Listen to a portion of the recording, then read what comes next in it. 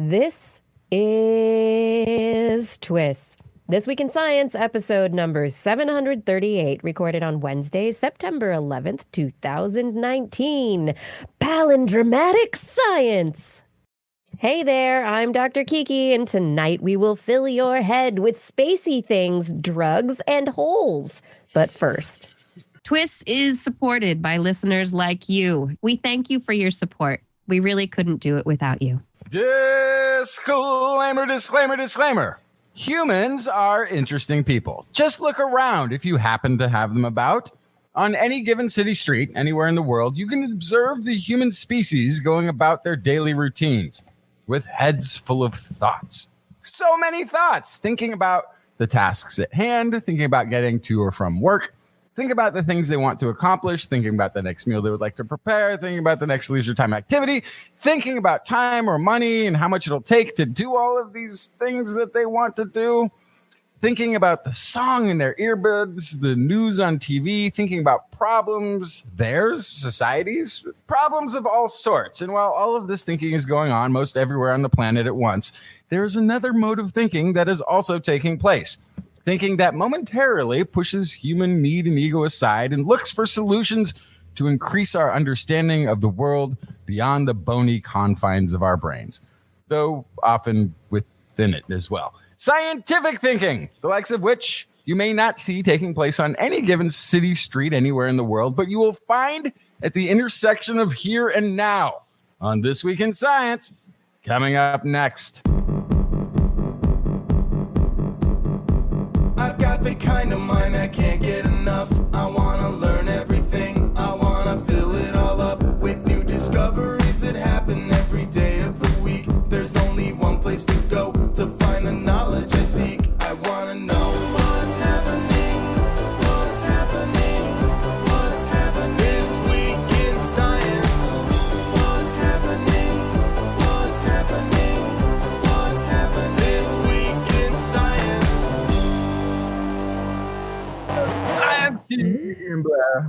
and a good science to you too, Justin, Blair, and everyone out there. Welcome to another episode of This Week in Science. We are back again to talk about science. I hope you have come here for the science because that is what this team has got for you. So much fun science. I have stories this week, fun stories about, what did I bring? I have stories about exoplanets. Well, one particular exoplanet, lakes and hearts. What do you have for us, Justin? That is a very good question. Oh, I have an not just anti-aging drug. This is going to be crazy. This is potentially an age-reversing drug. With the potential of no limit longevity. Small thing. Which then we will actually need the next story I brought, which is better antibiotics through biology, finding antibiotics in places where we may have already looked for them. And there's giant bubbles at the heart of our galaxy. Bubbles? Everybody likes bubbles. Really big ones. I like chasing them and popping them. Yeah. I love bubbles. Blair, what is in the animal corner? Oh my goodness. I have two different stories about animal skulls. All right. No bones about it. The animal corner. Bringing us the bones, skulls. That's right, all in your head. All right, as we jump into the show, I would love to remind you that if you are not yet subscribed to the This Week in Science podcast, you can find us all the places that podcasts are found. You can also find us on YouTube and Facebook, and you can find information about us and show notes at TWIS.org. Now it's time to jump into our science. So let's do that.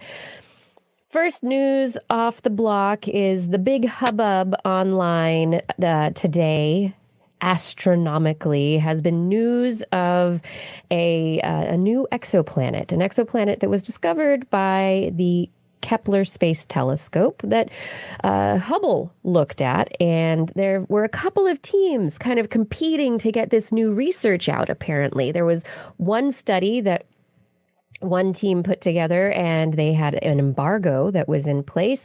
But then another team of researchers came out and published a preprint, got their stuff out there before the other team's embargo broke. And so the two teams had competing narratives about the same research related to this exoplanet 110 light years away that the Kepler mission looked at. And yes, exoplanet, we know it transits its host star, which is a small red dwarf star, which are usually pretty active. This one, it does have outbursts, but it seems to be a little bit more quiescent than, or at least, I guess, a little calmer than other red dwarf stars. That's not to say it's not active. So there's still a significant amount of radiation, if not actual heat from the star that's reaching this exoplanet. The exoplanet transits its star in about 33 days, so it's in pretty close, kind of within the orbit of Mercury based on our own solar system.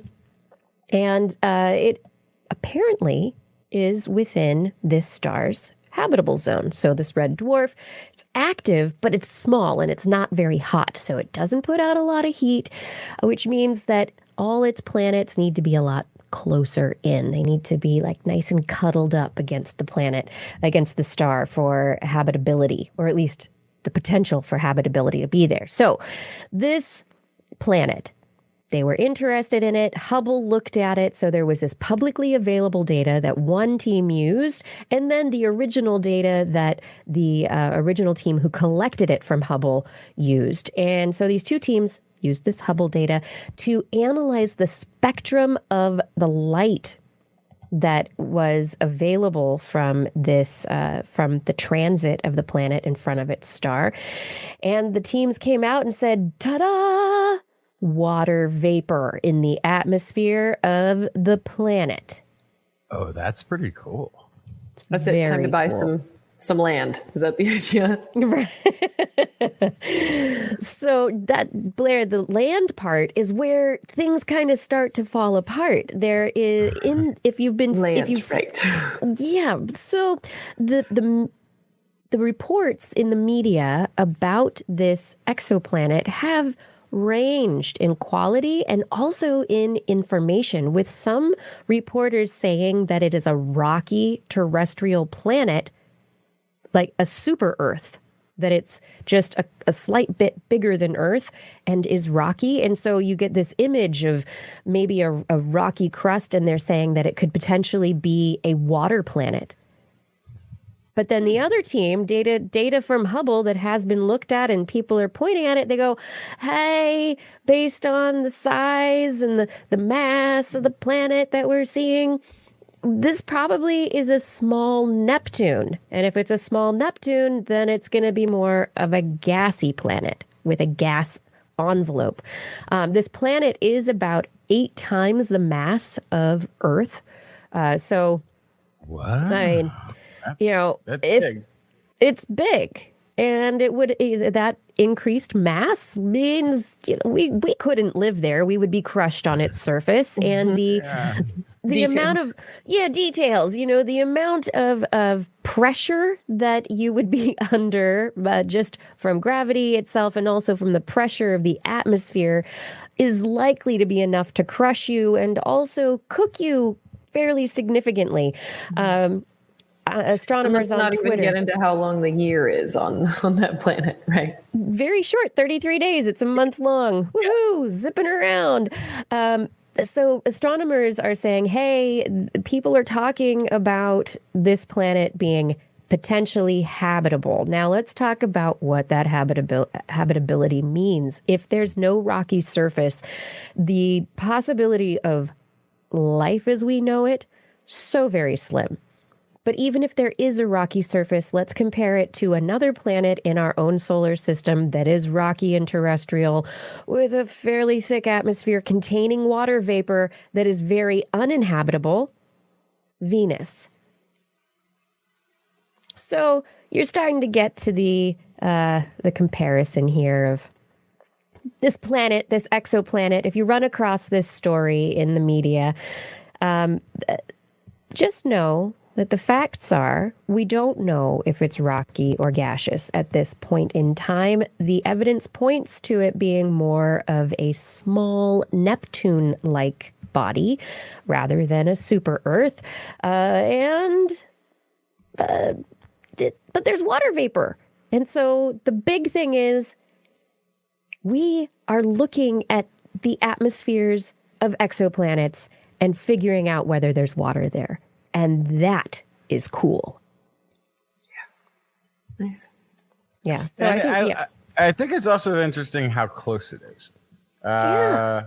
Okay. So scenario, if this was a planet that had intelligent life to no greater technology than we have, they would be, what is it now, 20 or 30 years away from hearing our first radar emissions. Yeah. So the idea that there is a potentially habitable planet somewhere within the range of in our lifetime having heard the signal from Earth. Now, if they sent the signal back, again, we would have to wait another 100 years. Yeah. to get an answer back from them. But if it's pretty close in for another habitable planetoid, though, or potentially, or within the realm of possibility of the thing. Yeah, it's exciting. The realm of possibility. It just opens up the realm of possibility that much more. Yeah. If we're finding water vapor around 1, and this is the first, there will be more. And when the James Webb Space Telescope gets up there, as we keep talking about, it'll open up our ability to delve into those worlds even more closely, which is going to be so exciting. And the time frame of this also is very exciting in that I think the first exoplanet was discovered, not long ago, within the last couple of decades. So we've gone from the first exoplanet being discovered to water in the atmosphere of an exoplanet. I mean, we're stepping up to seeing things very quickly. Another story I wanted to talk about kind of in relation to this, though, is the question of what is habitable? What does it really mean to be habitable? We talk about the habitable zone, and like I mentioned, Venus, hey, for us, totally not habitable. There are hypotheses that maybe there is microbial life that exists in the atmosphere, in the clouds of Venus.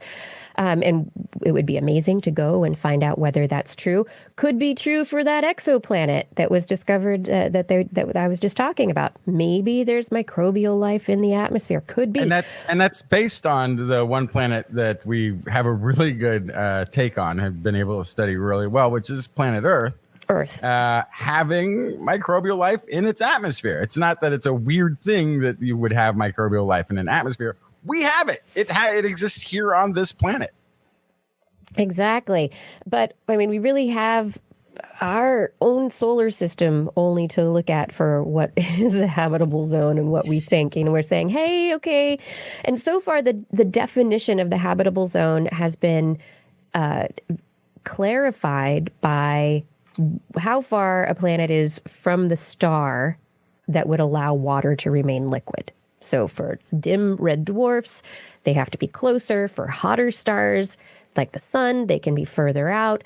But there's another group of researchers just published in the Astrophysical Journal from Harvard University who have said that it's not all about how far you are from the star. It also has to do with how big or massive the planet itself is.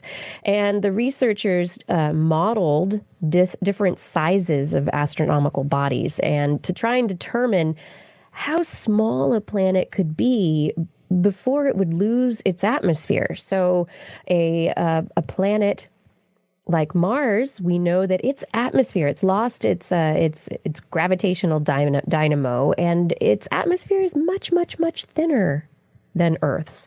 Venus still has a very thick atmosphere. The moon doesn't have an atmosphere to speak of. But what is the delineation? And can we use that to become a richer definition, to create a richer definition for habitability. The researchers found the critical size for an object in space to have an atmosphere that would allow water to remain liquid on the surface is about 2.7% the mass of the Earth.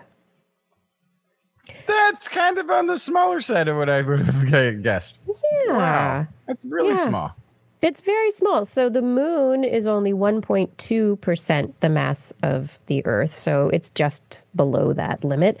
Mercury is 5.53%, but it's kind of close to the sun. So the sun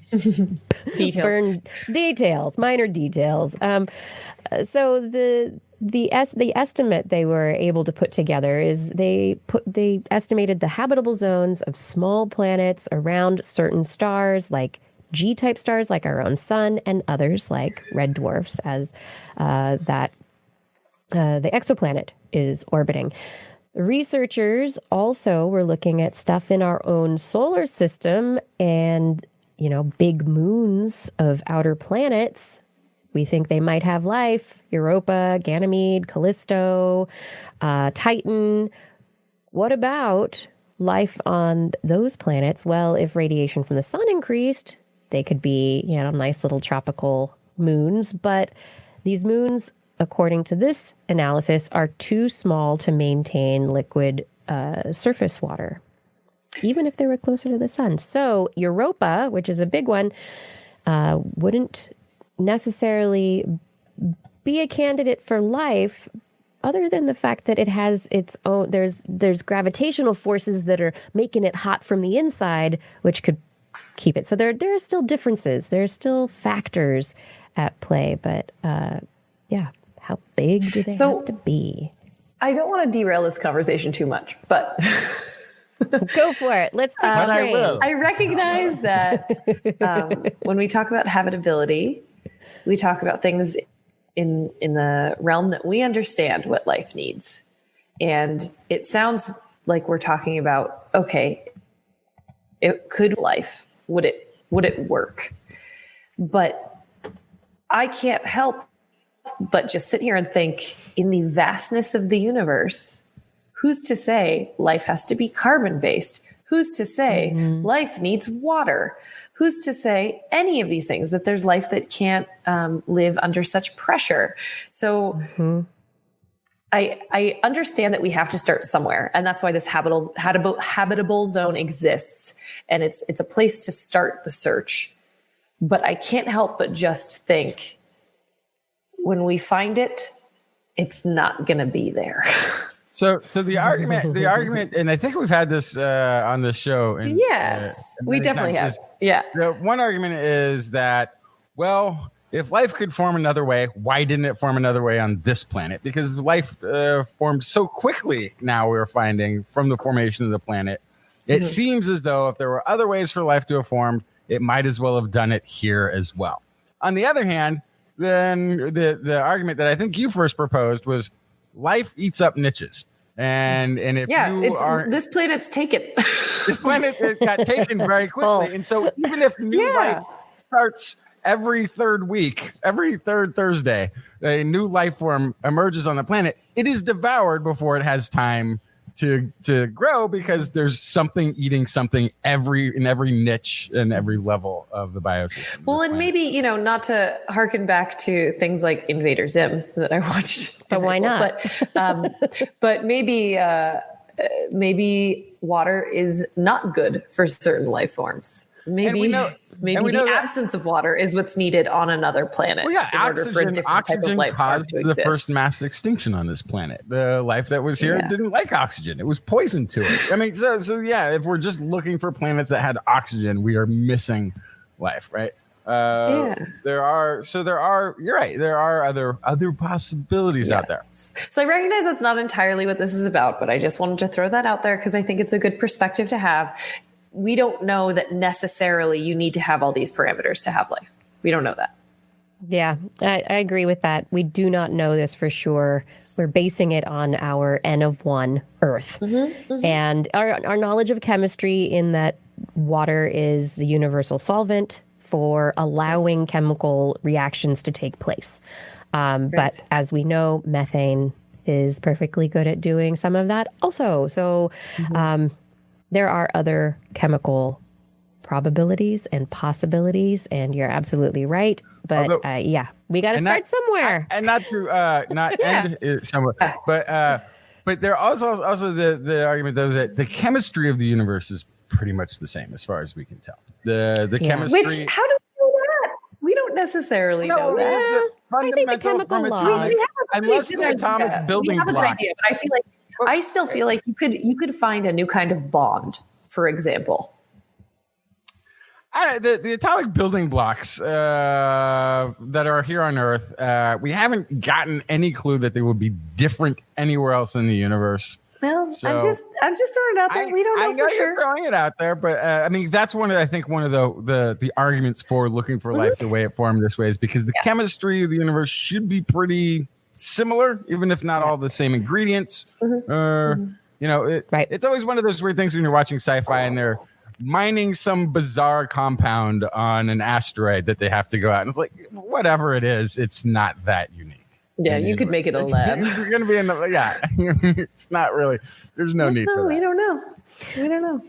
Yeah, and just to put it out there, I mean, chemistry is supported by physics, which is all of these physical laws, they beget each other, which eventually leads to biology. It's this kind of rolling momentum of physics to create life. And so once you got physics, chemistry is going to happen a particular way. Yeah. Sure, there might be a few things out there we're going to be surprised by, but anyway, moving on.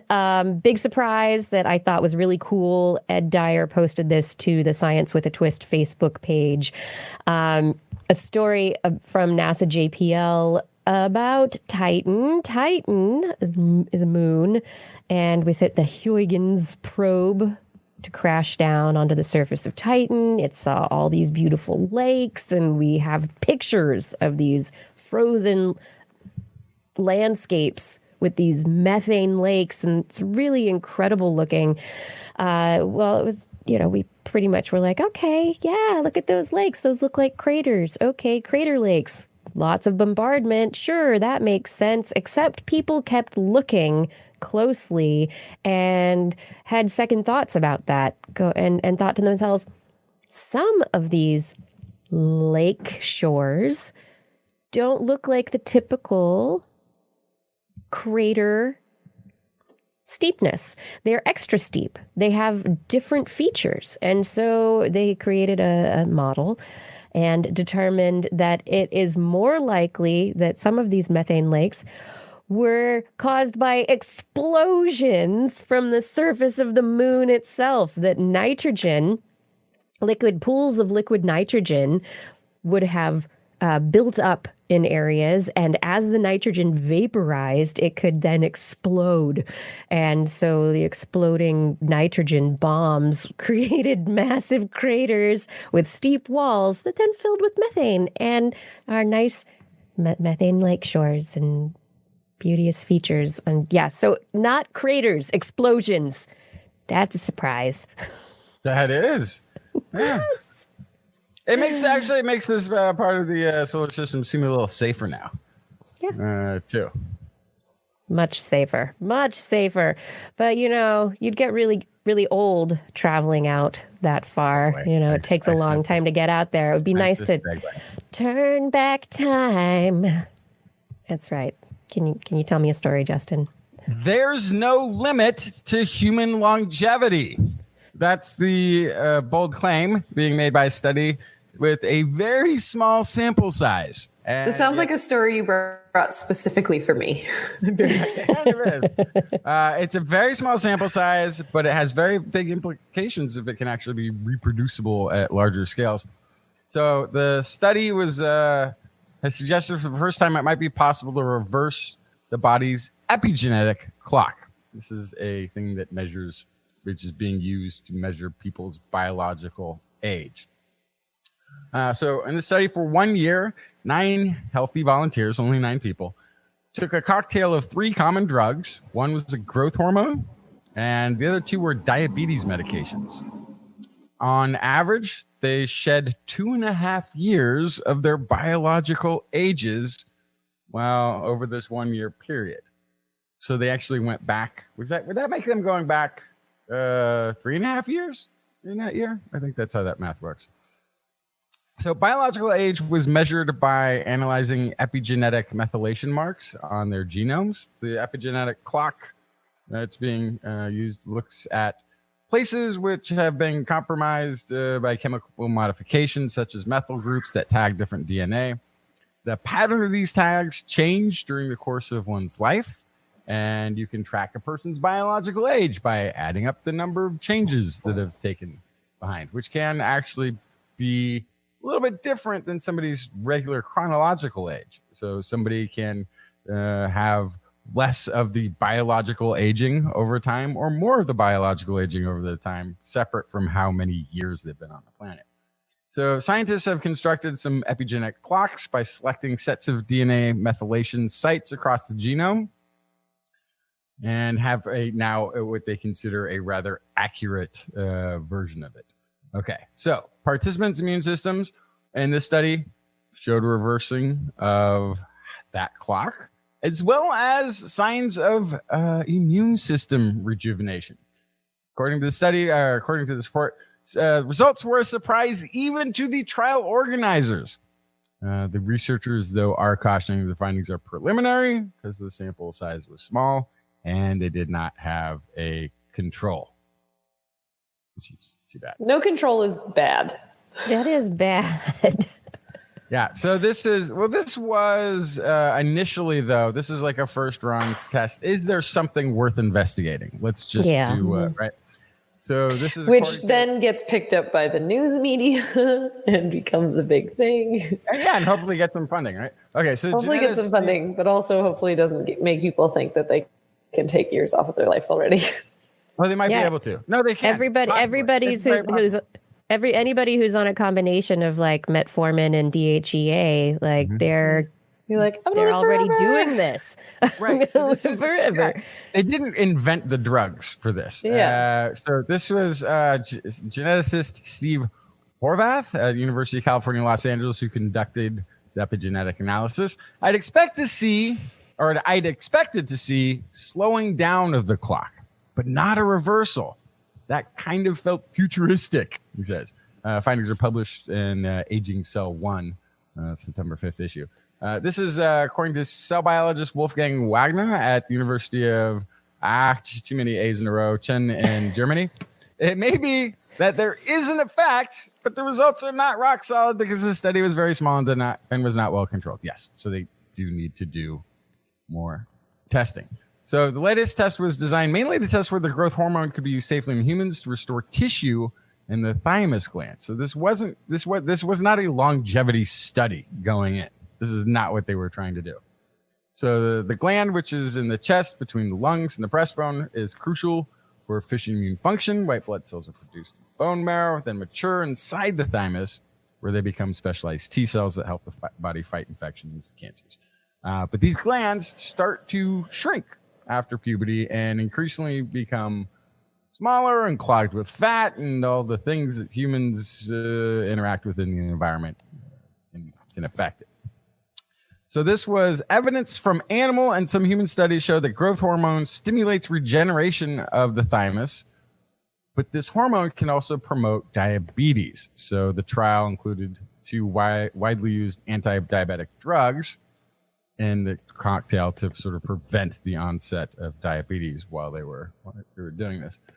So they got this good results. This study was led by immunologist Gregory Fay, the chief scientist officer, co-founder at Intervene Immune in Los Angeles.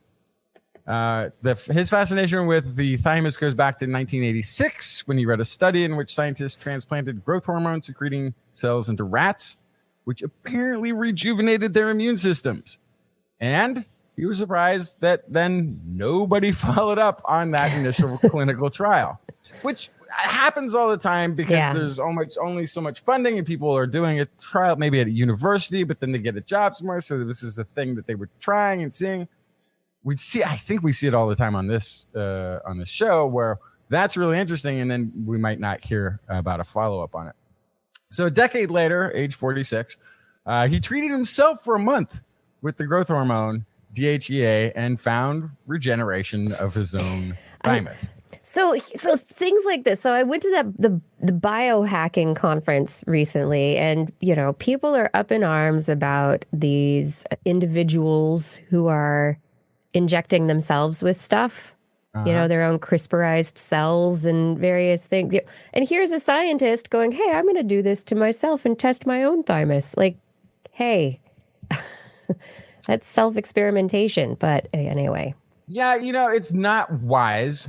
Under most conditions, it's not wise. We don't like the do-it-yourself community. This stuff freaks me out.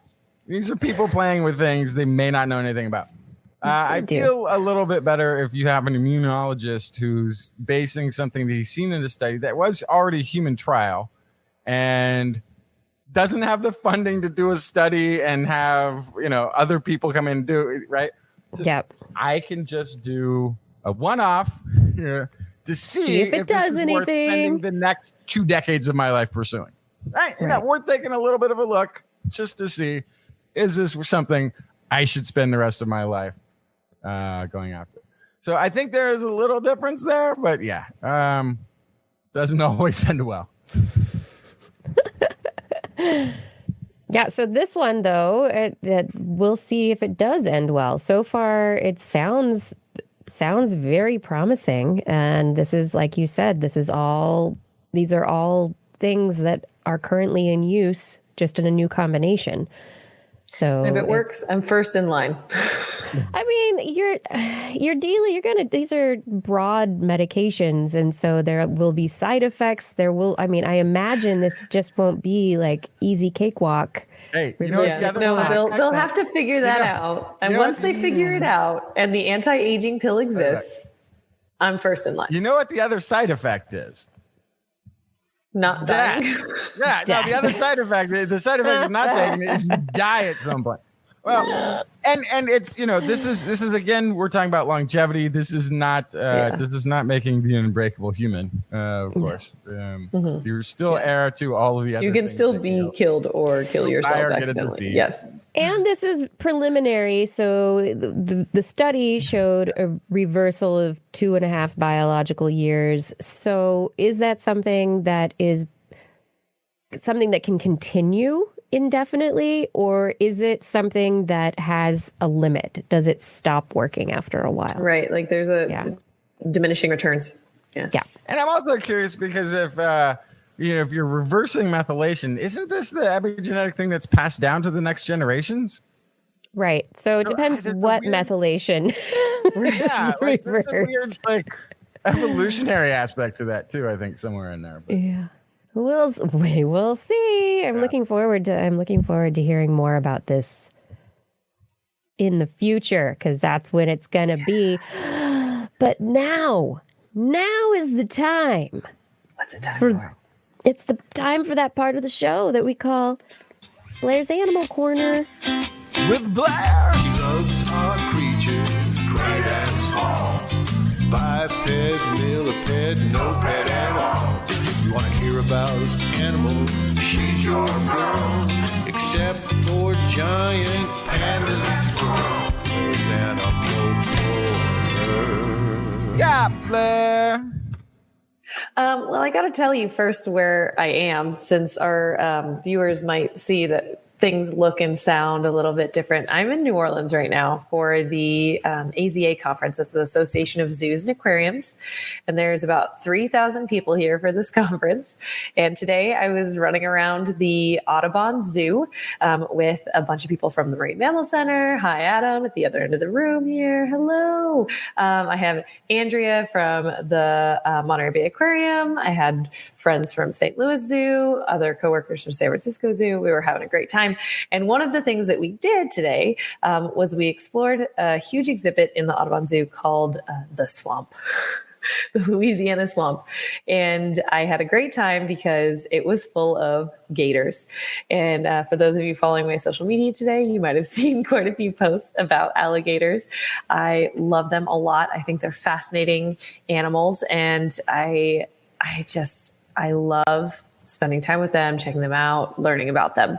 And it just so happens, I didn't even make this connection until later on, that one of the stories I brought today has to do with gators.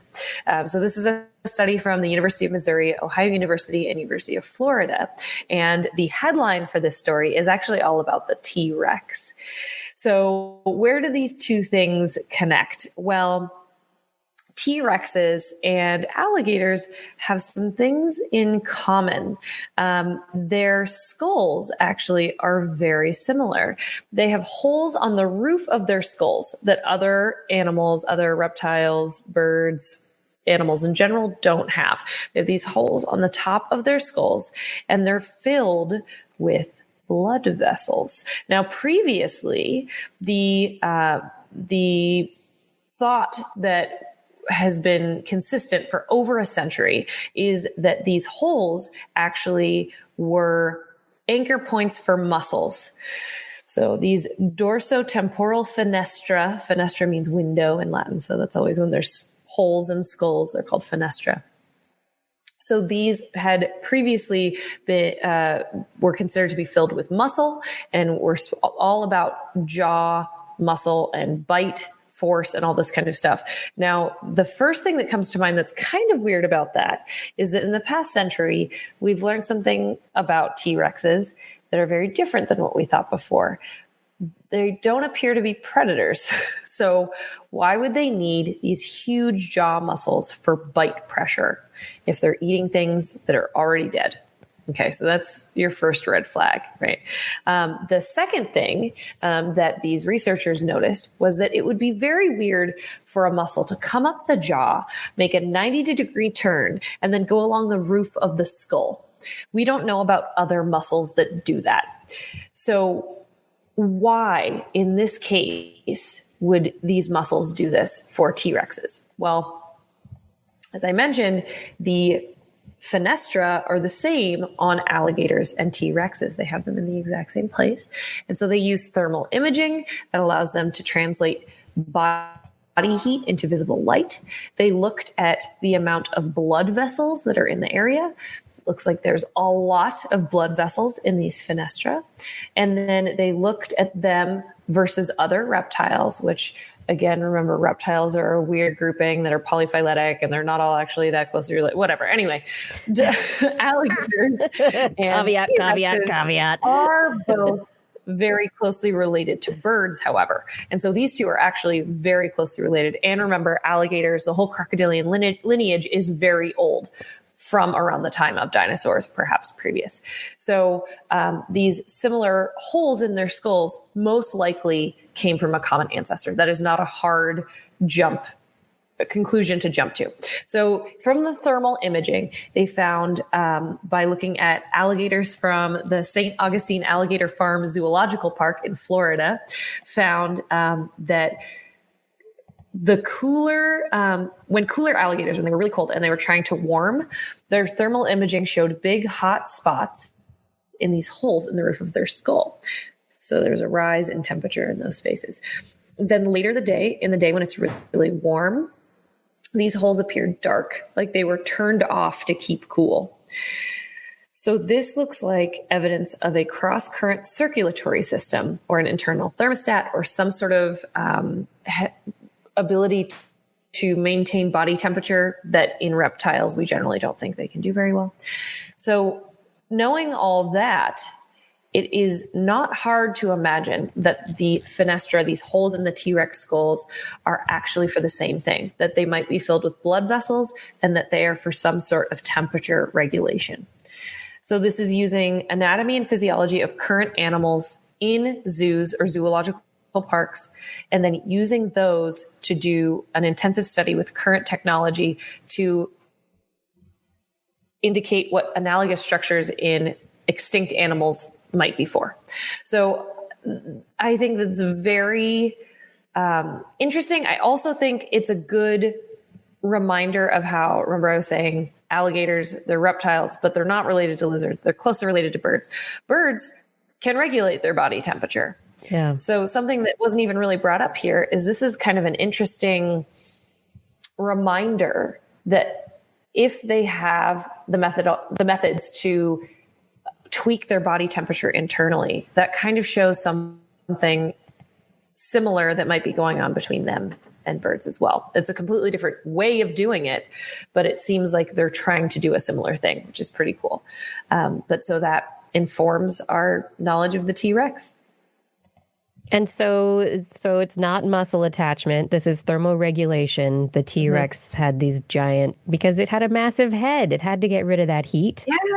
Yeah. So the bigger things are, the less surface area per mass, basically, they have, right? And so they're better at maintaining their internal body temperature, staying warm, which is why like mammoths were around when it was really cold and stuff like that. And why when it's really hot, you see a lot of small things like little lizards in the desert and stuff like that. So this is absolutely a situation where, yeah, if you have this enormous head, then you would need some way to relieve the heat building up there. It just takes me back to the old Mike Myers movie. Heat, pants, no. Sorry. Way back. Look at the size of his cranium. It's a good movie. Anyway, giant heads. What's your next story? More skulls. It's also about heads, but smaller ones. This is about tropical sea snakes. This is looking at the blue-banded sea snake, Hydrophis cyanocinctus. This is a venomous snake that is extremely aquatic. They're in Southeast Asia. They live on coral reefs and in warm coastal waters. They surface regularly to breathe, but they're one of the most completely aquatic of all air-breathing vertebrates. So I'm going to say that again. Most aquatic of all air-breathing vertebrates. That's a big group of vertebrates. So they really don't come out on land very often. They're underwater a lot.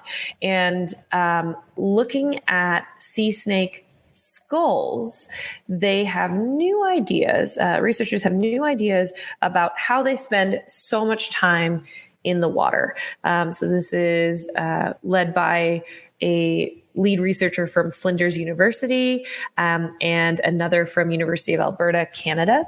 And they looked at the top of the sea snake's head, and they looked at the cephalic vascular network.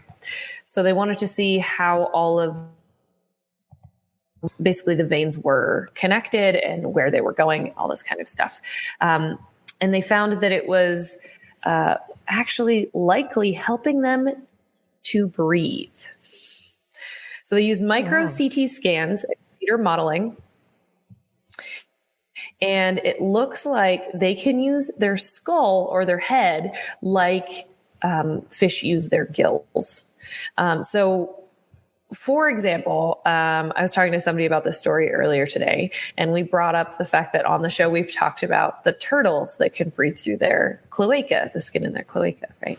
And so that is something that we've talked about in turtles, but turtles are kind of weirdos, just like crocodiles aren't really related to lizards and snakes very closely. Turtles, we don't know exactly where they fit on the evolutionary tree, but they're not in the same group as lizards and snakes.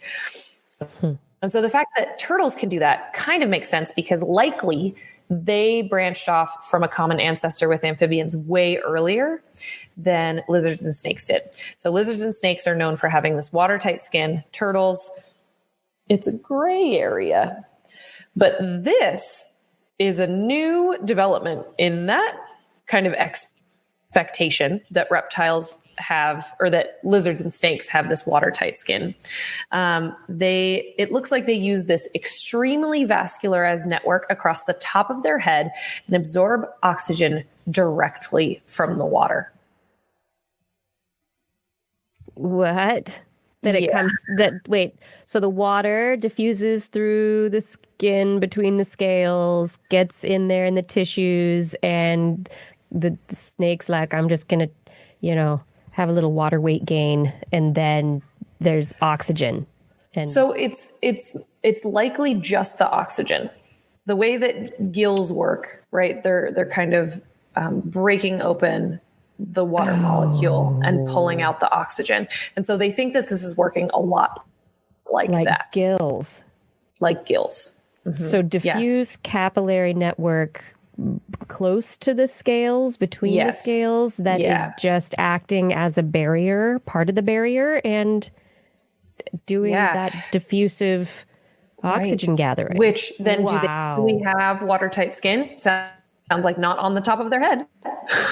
And then the question becomes, when did this happen? Is it something that happened most likely after all snakes had watertight skin, that these guys then all of a sudden they evolved away from that, at least on the top of their head, so that they could pull oxygen from this area, which then there's all sorts of questions about, do other sea snakes have the ability to do this? If not, this is a brand spanking new evolutionary development in snakes.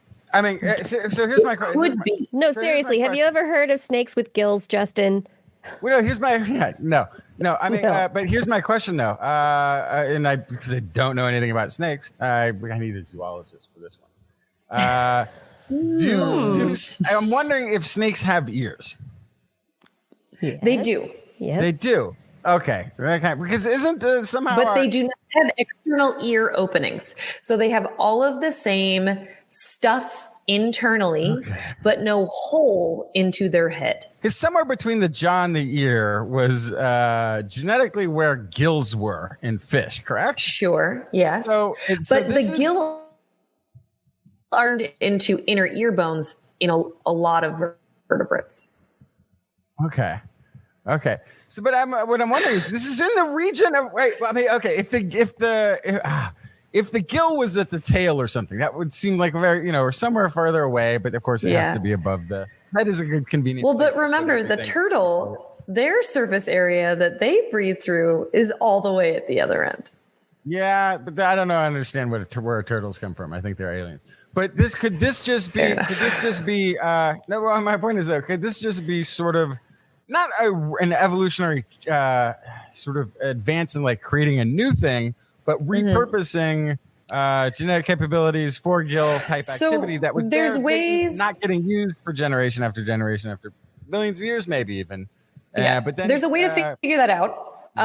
One is to look at fetal development of these structures. Where does the tissue come from? So that would be the main way to find out if this is at all related to gills. Now, let me explain real quick. These are nothing like gills. There's similarities in that these they pull oxygen out of the water molecule. So the basic mechanism is the same, but the structure is very, very, very, very different. The other kind of question there is, for it to be from gills, there would need to be some sort of common ancestor that this snake has with an extinct type of snake or something like that also had this trait. Or we'd have to find something in the fossil record that would indicate that this might be going on. I don't know how we could do that because they did this by looking at soft tissue. But my thing would be saying like it might not even need to be there. I mean, I'm talking about, of course, then I'm talking about the fact that you can get chickens to grow teeth, kind of a thing. Right. You're talking about turning on things. Yeah, turning on code. So this is different enough. This is different enough. It's not just turning on something. Yeah. It's pretty different. It would probably be similar to fetal development. It would be the question of what are the early genes that get turned on to lead to the development of these tissues? Are they the same as the genes that get turned on to lead to the development of the capillaries in gills? Is it the same genes that allow for that differentiation, or is it different? So there are tests that could probably be run to determine that. It's stuck with a new answer. structure, but the functioning code to run structure of any sort might still be there. I'm really curious to see if it's a completely totally new adaptation. New. That actually is in a way much more exciting. But the other is that if you can turn on an old not throw away the DNA because you never know when you're going to use it. And then you use it. Right. That's also really, so either way, it's a really awesome thing to find out. Yeah. So I think there's this is a rich vein of research that they could look at. It's surprising. It's new. Maybe it's very old. Who knows? But that would be my suggestion too, after reading this, is to look at fetal development and the genetic source of this stuff that's happening and see if this is a brand new novel thing or if it has this kind of deep-seated history. Why'd your capillaries do this? I would love to know why. That's a question we ask all the time on This Week in Science. Now I'm asking, why have we come to the end of the first half of the show? We're going to lose Blair. Blair, you should stick around for the second half. Guests are always welcome to. I got to go run around the Big Easy and... That's right. So, friends. It's too late. No, it's too late. Hey, listen, it's just the right time. Oh my goodness. All right, be careful out there. Yes. I will. I'll see you all next week and watch my social media feeds. Blair, thank you for a wonderful hole and skull-filled Blair's Animal Corner. Really appreciated it. Thanks for joining us from New Orleans, and I do hope that you have a wonderful stay while you're there. We look forward to seeing you. I will. Yeah. Next week, you'll be back. Bye, everybody. Bye. Okay, and now we are going to take a break for reals and come back in the second half of the show. It's going to be me and Justin. Are you ready for this? The showdown. No, we're going to talk about more fun science. I've got some fixing some hearts in the second half of the show, and Justin's got antibiotics. So it's very healthy. We will see you in just a few moments with more This Week in Science.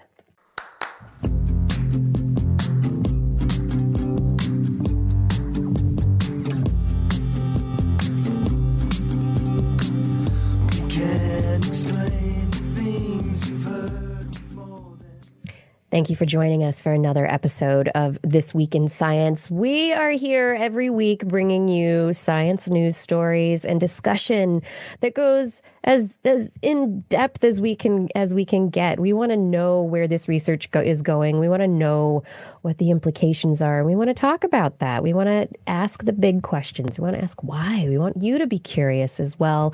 And we hope that you enjoy bringing us into your lives every week and that you share us with others. It's a big ask for us. We need your help getting TWIS out to more people. That's right. We have a very small budget for marketing, but it really doesn't do much. So it's you. You are an ambassador for This Week in Science. Go out into the world and tell people about TWIS. Tell them that they should head to TWIS.org, that TWIS.org is where they can find information about this show and that they will enjoy what they find there, that they will find some fun-filled episodes, lots of show notes, and links where they can subscribe themselves. At that website, they will also find TWIS.org. They will also find links to the Zazzle store. You'll find them there too. Zazzle store will take you to our store for TWIS merchandise. That's right. You can find your TWIS hat, your TWIS mug, a tote bag, a t-shirt, wrapping paper. There are so many neat items in here. Some of them with the TWIS logo on them. Others are pieces of art, works by Blair from previous Blair's Animal Corner calendars. Back at TWIS.org, there is another link. It's a link to our Patreon. Patreon is where you can become a part of the supportive community of individuals who help us financially. You can become a patron by clicking the red button to become a patron and choose an amount. You'll be charged only once per month. $10 a month and above, and we will thank you by name at the end of the show. And right now we're coming up against a new purchase. Blair needs a new computer, and we're going to share the cost of that with her because of how much she does with TWIS and how much she uses her computer for TWIS. And so we would love your help in getting Blair a new computer. So if you could go to Patreon and become a patron, that would be a big help. Another way that you can help get that computer for Blair is to click the yellow donate button at TWIS.org. That yellow donate button at TWIS.org will take you to a PayPal interface where you can make a one-time donation of an amount of your choosing. We thank you for any support that you've given us through the years, and I would love to continue thanking you for support in the years to come. And if you are not yet a supporter, that's okay. You listen to the show, you watch the show, that is huge support. Share us with a friend.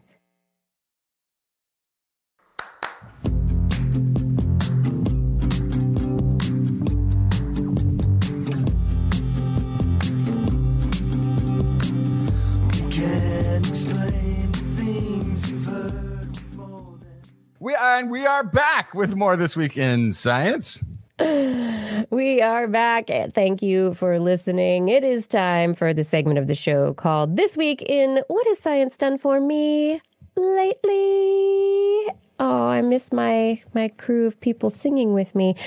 Anyhow, science helped me get a new ACL so I could play Ultimate again. Many cool things made that happen. The MRI was pretty badass. Donor ligament, the screw that attached the donor ligament, the tools used to do the surgery through a couple tiny holes in my skin. Also crazy how weak I got after surgery and how PT was able to get me back playing. This was from Mike. Yeah, that's thank you, Mike. That's one. It's an observation that you don't make until you've had an injury, where you couldn't use a body part for what seems like not in a really significant amount of time. But our body is constantly regenerating and tearing down muscle and rebuilding muscle. And as soon as you stop using a limb for just a couple of months is plenty for it to atrophy and for there to be a requirement of some physical therapy to restore that limb to its regular function. It doesn't take long. We sort of take it for granted, I cannot use my I think arm. Surgery now, though, is pretty amazing. It's the things that we're able to do to be able to visualize the interior of the human body. It's not, it's not X-rays, just X-rays anymore. These MRIs that we're doing, we're able to visualize the soft tissue in our bodies. We can, having a donor ligament. Now stem cells have so much promise, and there's this tiny, minimally invasive surgery with robots. It's amazing.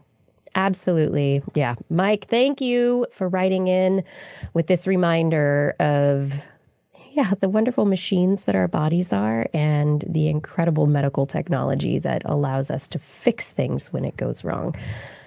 Everyone, remember that if you would like to help us fill this segment of the show, you need to send me an email. Kirsten@thisweekinscience.com is my email, or just leave us a message on our Facebook page. That's facebook.com/thisweekinscience.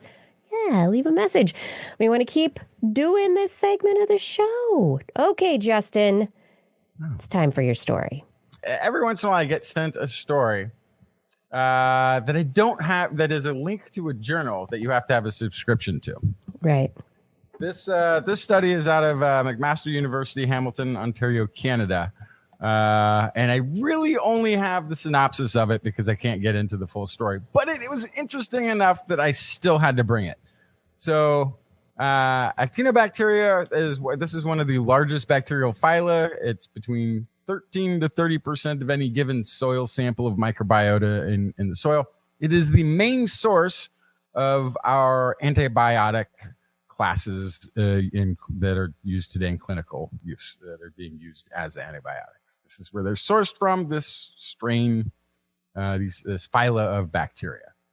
So during screens for antimicrobials, as many as 50% of the strains are discarded because they produce an already known antibiotic to a great degree. So, it's making this. We already have this or something similar enough to this. We don't need it. Keep looking. Strains. Plenty of strains to look through, but still, they have to discard about 50% of them right off the bat. However, it's been discovered each strain has the capacity actually to produce many more compounds than that main one. So strains that are abandoned because they already are characterized by their antibiotic use of that could interfere with screening for purification of newly discovered compounds still causes these to be set aside. So in this study, what they did is they applied CRISPR-Cas9 to knock out genes encoding some of the most frequently rediscovered antibiotics that are already known or used. So they did this in this particular study in 11 different strains. And their approach led to an uptick in the production of different antibiotics that would otherwise have been masked by this overriding one.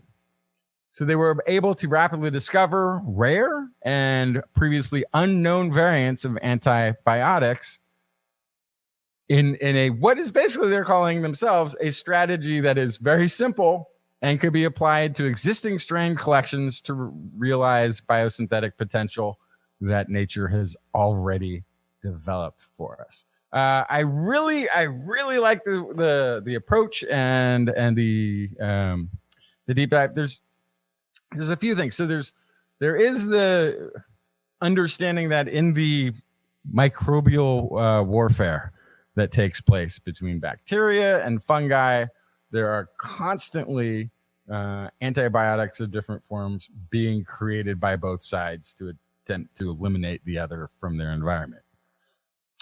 In these, they have to have not just a single strategy, they have to have a multitude of strategies to combat the multitude of foes, as it were, that they will encounter. So there is a spectrum of antibiotics, as this is showing, that are there.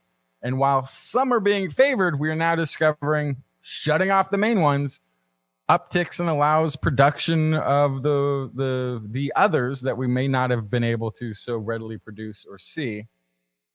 And that gives us a huge advantage then in coming up with the next waves of antibiotic medications. It's also interesting is I kind of wonder too if, some of these that are now sort of down-regulated, maybe that's because they're not as effective. Maybe because there's only a small group of things that they might encounter. Those small group of things they may encounter might actually be a thing that's very deadly pathogen to humans, but just is in minute in the soil environment. Not a big deal there, but is a big deal in humans. The other thing I kept thinking was, because of the constant changing of strategies that are required, we could also be looking for antibiotics that are genetically there, but aren't being utilized because they're no longer effective. Right. But there may be still the code or the ability to produce these compounds, which is what they're kind of discovering somewhat in this. But going back to old strategies, because if all of this traditional warfare and exchange has gone up and there's countermeasuring back and forth in this environment, there could be things that no longer were effective a million years ago that are like silver bullet dynamite now. Like nothing has a resistance to it because everything else has moved on and what they're countering. So there's a lot more antibiotics still left to tap from the microbial strains in the soil, the microbiota of the soil, than we may have suspected, which is fantastic news because, I'm watching. It's just a matter of tapping them, right? Let's find them and figure out how to make them and use them. Find out which ones work. Because as much as I appreciate, finally we have a political debate thing that's going on that's saying, global warming is the biggest issue, is the biggest threat to humankind.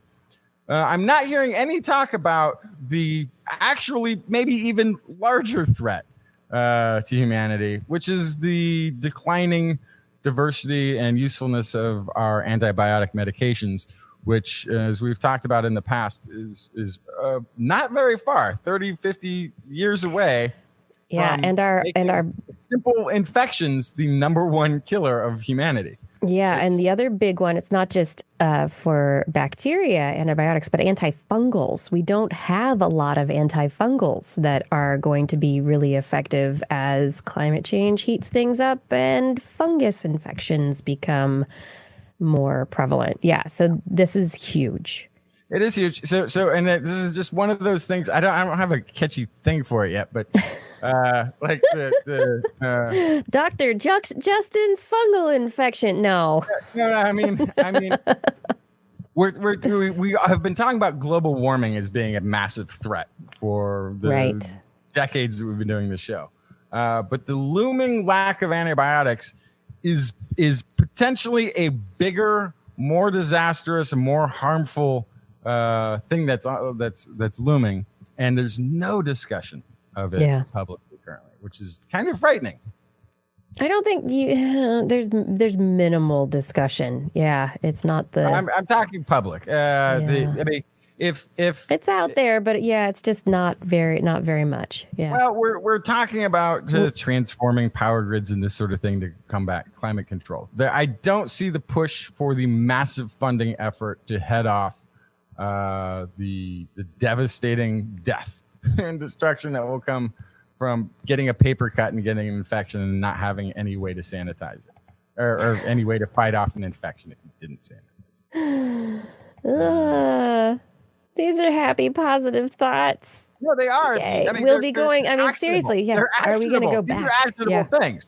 These are things very we can actionable. still handle. Right? And researchers are working on it, which is, I'm glad to know this. The scientists are on this one, even if the public is not aware. Yes. Yeah. Always looking out even when you are. Yeah, I mean, I think the difference here with antibiotics, antifungals, that kind of stuff is that it's stuff that doctors give you. It's not so much something that the public has a role in changing, whereas climate change is something that the public has a role in affecting. Okay. The only thing I would disagree with that, I agree with, I get what you're saying. This is why it's not as publicly conscious. Like, why aren't people doing things? Like, it's not the small thing you can do at home that can affect it, kind of a thing. Yes. However, there has to be a push and an impetus to fund science in this field. And I think you can say it's funded well. It's massively underfunded. And until people realize, hey, we need to spend several $1 billion on this in the next 5 years, it's not going to be understood. Yeah. And here's why. We have to explain that to people. Yeah. Okay, moving away from scary news that's like, will we make it? Are we going to have enough of these antibiotics in the future that we need? Let's move away from that and let's think about our hearts. Let's go right into our hearts. Broken hearts are bad. Okay, so myocardial infarctions are a leading cause of death. That's cardiac arrest is a leading cause of death in humans. And when myocardial infarctions happen, that's like a problem with the muscle. And so there's a scar in the muscle cells because you have oxygen depletion in the area and muscle cells in the heart die. And so those dead cells then get kind of covered over with scar tissue because the heart has to weave itself back together, but it does not, in a way that we know of yet, have a method of its own of fixing itself without creating scar tissue. Scar tissue leads to decreased heart function. And so after a heart attack, your heart is never quite the same after. Researchers published today in Nature the first proof of concept of applying CAR-T, cancer immunotherapy, to cardiac fibrosis. That's the scar tissue in those muscle cells. Right now, there's absolutely no therapeutic option. Researchers are trying to work on stem cell patches, ways that we can patch the healthy cells on either side of that scar tissue together. There are other questions as to whether stem cells could repair that, but we haven't seen evidence of it yet. However, these researchers, Jonathan Epstein and his team, found that when they used this immunotherapy treatment on mouse, not human, but mouse hearts, this fibrotic tissue in the hearts, that the fibrosis disappeared quickly and the treatment was working, which is super exciting. And so in this CAR T therapy, researchers take T cells, the immune cells, T cells, out of the body. These cells usually kill infectious cells, but they then get engineered by researchers with new instructions to recognize very specific bits on cancer cells. And then the T cells get put back into patients, and they hunt down and attack tumor cells. This is been very successful for some kinds of cancer. The researchers, though, thought, hey, what if we put the fibrotic tissue tags on these T cells and had the T cells hunt down the scar tissue in the heart? Well, that's what they did. Wow. And so when they engineered this, they tested it on mice. And so now we have basically cured heart attacks, or not heart attacks, but the recovery from heart attacks in mice. The hearts of the mice that have been treated 1 week later, and again at 2 weeks, they were treated. And after 4 weeks, they showed less fibrosis than untreated mice. At 8 weeks, 5 of the 7 mice had almost no fibrosis at all, where the untreated mice still did. And they recovered some of their systolic and diastolic function, so their hearts were better off than before the treatment. It's a very interesting proof of concept. There's a long way to go before this can be used in people, but yes, find more reasons to get CAR T therapies going. This is the one thing. So I've got the leukemia, which is the thing that the CAR T anti-cancer therapy can cure. Within 72 hours, the white blood cells run through the body with this with the hybrid CAR T engineered version, and they eliminate cancerous white blood cells all the way into the bone marrow where it is produced, to where people who have had this treatment are cured within 72 hours and potentially are immune from ever getting it again. The body still remembers. So now I'm curious, in this case, if the white blood cells that remain are still having this this capacity to prevent any sort of the buildup on the heart. yeah, That's a pretty. I mean, might not just be that one off. It might stay that way. They may stay active and continually be monitoring. So it's a fantastic technology. It is. You're talking about proof of concept stuff. We're talking about extremely expensive procedures in this day and age.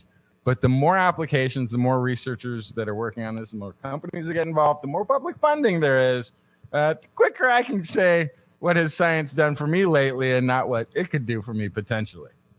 yeah. I mean, I think that's a huge point, because technologies like this, they are super expensive when they are rarely used, but the more broadly used and produced they are, it's economics, supply and demand. Yep. Yeah. And if it's something that is scalable, then those laws of economics definitely apply. So yeah. And leukemia leukemia is not that big of a deal. It's big enough. A lot of people have it. It's not that big. But recovering from a heart attack treatment that's successful, that's the kind that's the mass produced style that we could ride on the coattails of, or the other technology. Right, this is one of those things. Now we got to figure out a way to apply it to dieting and so I don't know. I think that's the interesting question now is, what else could this CAR T therapy be applied to? If it's this antigen, it's this targeted, you tell the T cells, this is where you're going to go and this is what you have to go attack. It's very targeted. So what else can you do without terrible side effects, right? Without causing an autoimmune cascade or anything. But so it's basically from what I can tell, it could be a potential to take on any blood-borne pathogen or anomaly, or I mean, we could be talking about, and this story has got me thinking too. Can this do artery repair? Can this remove cholesterol? Like, are there other things that this could be applied to? And again, you have to remember, it is going to be constant. It'll stay there. So if you're just going to remove cholesterol from arteries, now you're just removing cholesterol from blood and anywhere. Like, that might be one of those cascading things. It might not be useful for everything. But there's a tremendous amount of potential for this technology. So much. Tell me about bubbles. So there's an international team of astronomers that have discovered one of the largest features ever observed in the center of the Milky Way. It's a pair of enormous radio-emitting bubbles. And these bubbles tower hundreds of light years above and below, wherever you consider above and below to be, the central region of our galaxy. And an hourglass-like feature. Bigger than other radio structures, the galactic center is likely the result of a phenomenally energetic burst that erupted near the Milky Way's supermassive black hole a few million years ago. This is quote voice of Ian Haywood of the University of Oxford, who's lead author in the article, which is in the journal Nature. The center of our galaxy is relatively calm when compared to other galaxies with very active central black holes. Even so, Milky Way's central black hole can, from time to time, become uncharacteristically active, flaring up as it periodically devours massive clumps of dust and gas. It's possible that one such feeding frenzy triggered powerful outbursts that inflated this previously unseen feature. Now, these bubbles are towering hundreds of light years. So the exoplanet that we were talking about, that might be, maybe 110 light years away. Maybe it's was 115 years, 120 years away from receiving our first, 15 or 20 years away from receiving our first radar burst, right? This would encompass that and beyond. I mean, this is gigantic electromagnetic radio emitting structure. Massive. Yeah. So this is William Cotton, astronomer, National Radio Astronomy Observatory in Charlottesville, Virginia, who's a co-author on the project. The shape and symmetry of what we have observed strongly suggests that a staggeringly powerful event happened a few million years ago, very near our galaxy's central black hole. This eruption was possibly triggered by vast amounts of interstellar gas falling in on the black hole, or a massive burst of star formation, which sent shock waves careening through the galactic center. In effect, this inflated bubbles in the hot ionized gas near the galactic center, energizing it and generating radio waves that we could eventually detect all the way here on Earth. So, yeah, we're getting transmissions from the center of the Milky Way. Doot, doot, doot, doot, doot, doot, doot.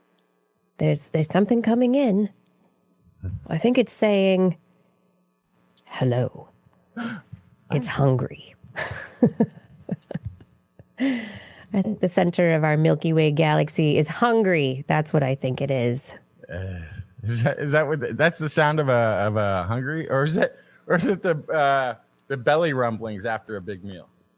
That's right. Maybe that's what it is. Yeah, that's more like it. Belly rumblings. So moving on from bubbles at the center of the galaxy and massive amounts of radio waves, let's talk about livers. Yeah.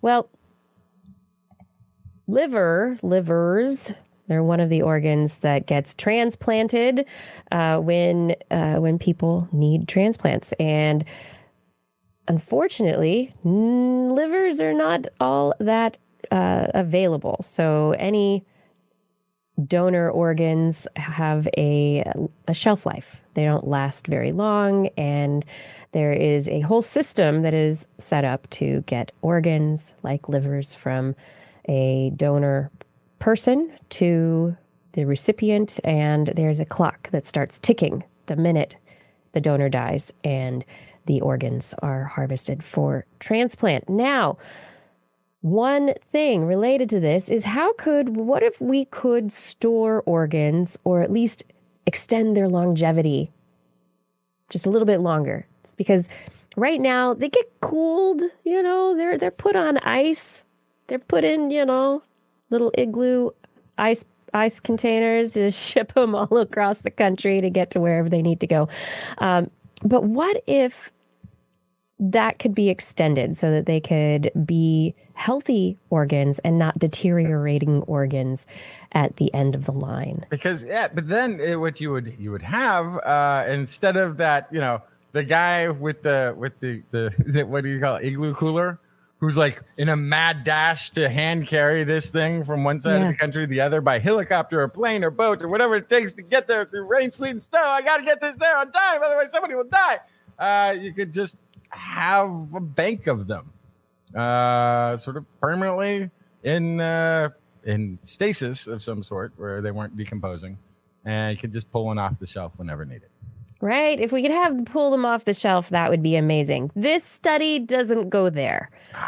But what it does do, researchers have created a chemical treatment that keeps organs from freezing at sub-zero temperatures in the Celsius range, that triples the lifespan of the typical liver that's donated. The lifespan is normally 9 hours, extends it to 27 hours, which allows much greater window to be able to get an organ to someone who needs it. Now, this new methodology is pretty amazing. They were able to perfuse the liver with chemical compounds, a cocktail that contains trehalose, which is a type of sugar, and glycerol, another kind of sugar, and they act like gentle antifreeze.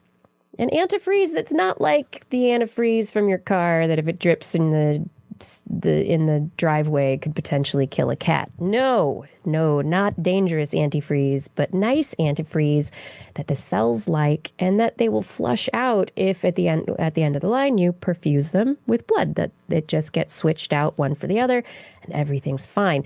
What the antifreeze does is it keeps ice particles from forming. When ice particles form as cells freeze, the cells burst. It's like shards of glass piercing, but it's ice, piercing the cells, and their insides spill out. And it's just not a pretty picture. And it means that there is damage to the organ. So this antifreeze keeps the ice from forming and allows these organs to be kept at a very cool temperature that allows them to not deteriorate, not to break down, not to have that damage.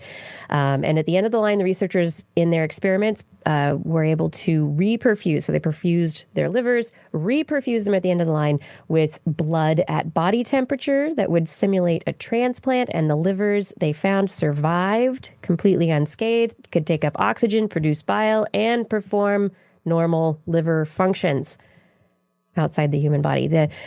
This still has to actually go through transplantation testing. So there will likely be tests using sheep and cows before it's tested on humans. But at this point, this is very exciting because it potentially enlarges the pool of organs that are available for transplantation for any people because of the time.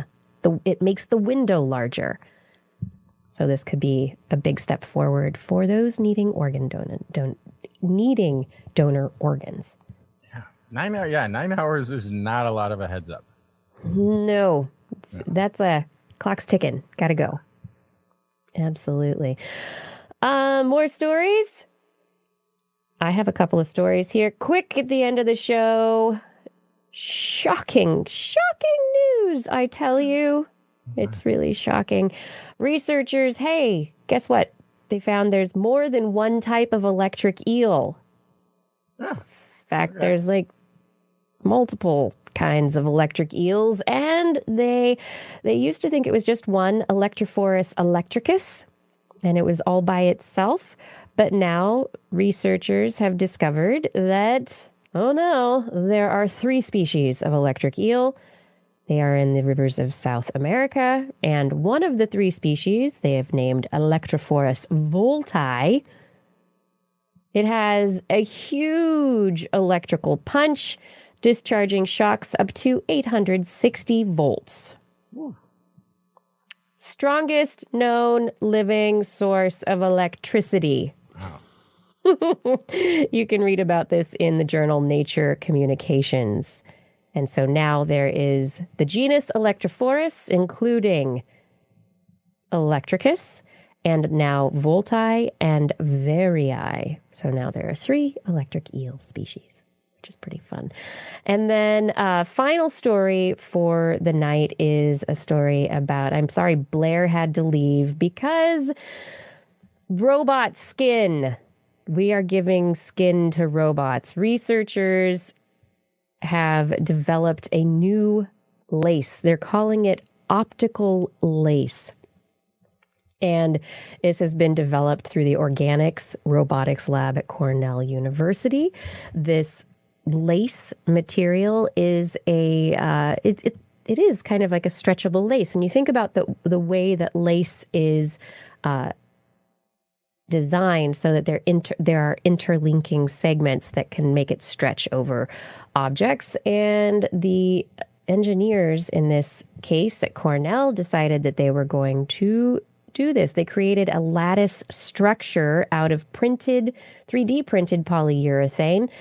Its core is threaded with stretchable optical fibers and has more than a dozen mechanosensors and also an LED for illumination of the fibers. This robot skin is also being considered as, so it's being considered not for something that would go underneath a covering for a robot, but that would actually be its skin.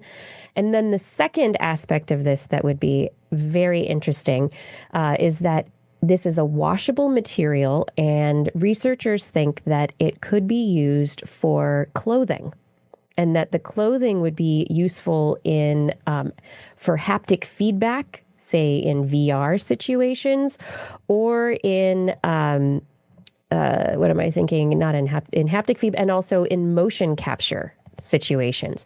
So the sensors throughout the lace, if they were embedded and made into clothing, would enable it to capture the motions of whoever's wearing the clothing, and that could be turned into an electrical signal that could then be fed into a computer for motion capture, for gaming, for VR, for diagnostics too. For diagnostics, great idea. You're leaning a little. You're putting a little more extra pressure on your left leg. For sports, hey, you're dropping your elbow when you take that shot. You could apply this to any place where humans are really involved, and then you could just look at somebody who's got a specialty, an athletic specialty or physical specialty in something that they do, and you can train a robot to do it because you have all the data. Yeah, right, exactly. And now I have that data, and we'll put it into our robot, and now the robot will do it. It is wonderful. Yes. Yeah, in the chat room. I can't wait till we have an actual robot league, that they're an Android league of athletes that are allowed to do helmet-to-helmet contact in football again. That's really let's have not people hurt their brains. But then we get into the question of at what point do we not want the androids to do it, because that they're conscious also, and it just keeps going. As long as the coaches are also androids, I think it's fine. As long as they're all androids. Yeah. So, yes, robots are getting better skin, and it is exciting. And I think we have come to the end of another episode of This Week in Science. Do you have any more stories, Justin? Nope. You're out of them? You're like, that's it. All right. Well, it is time for me to say thank you. Thank you for joining us for another episode of This Week in Science. Thank you to Identity 4 for recording the show. Thank you to Gord for being on that chat room and helping out with the chat room.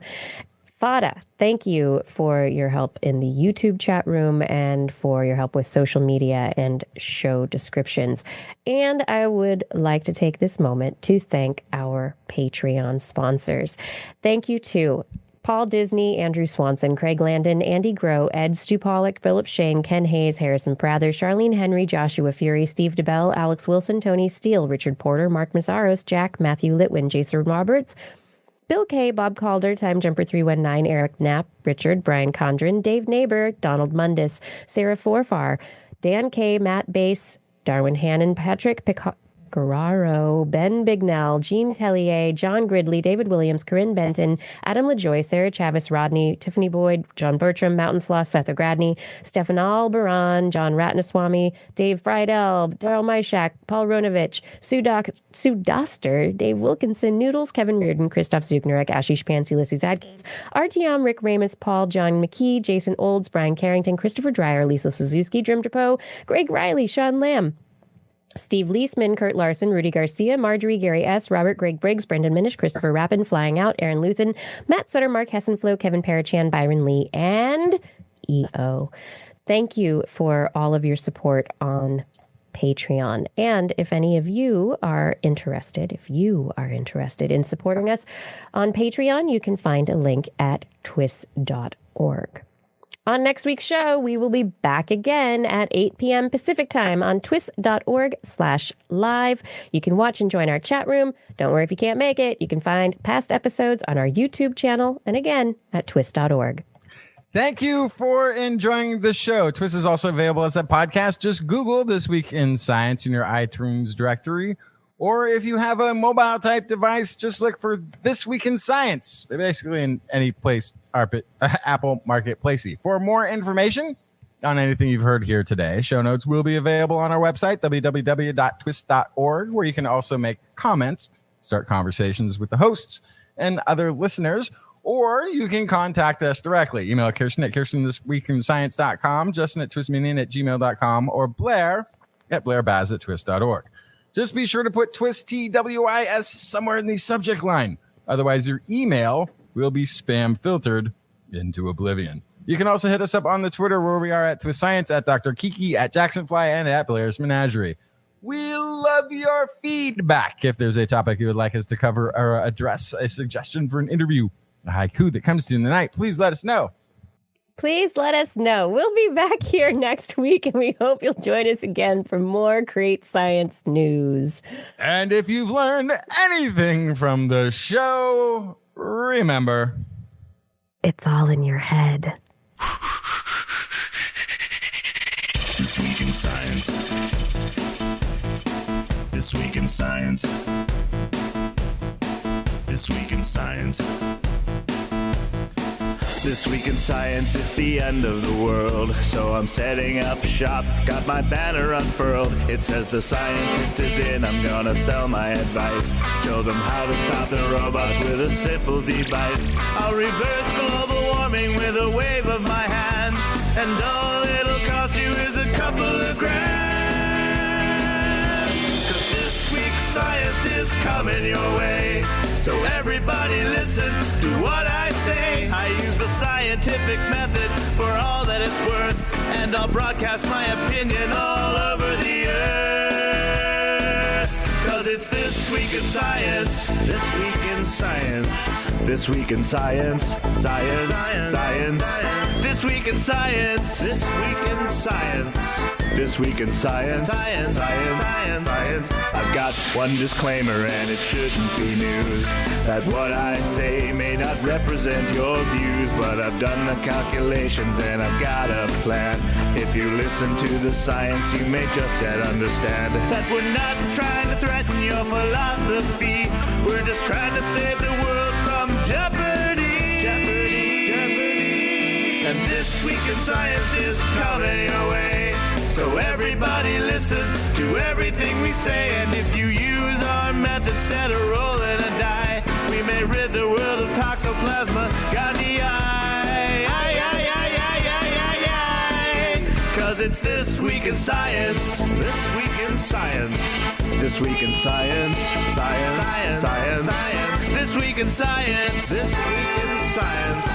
This week in science. Science.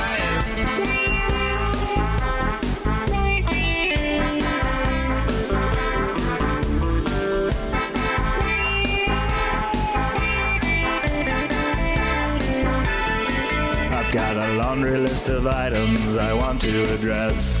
From stopping global hunger to dredging Loch Ness. I'm trying to promote more rational thought, and I'll try to answer any question you've got. But how can I ever see the changes I seek when I can only set up shop 1 hour a week? This week in science is coming your way. You better just listen to what we say. And if you've learned anything from the words that we said, then please just remember it's all in your head. 'Cause it's This Week in Science. This Week in Science. This Week in Science. Science. This Week in Science. This Week in Science. This Week in Science. Science. This Week in Science. This Week in Science. This Week in Science. This Week in Science. This Week in Science. This Week in Science. This Week in Science. This Week in Science.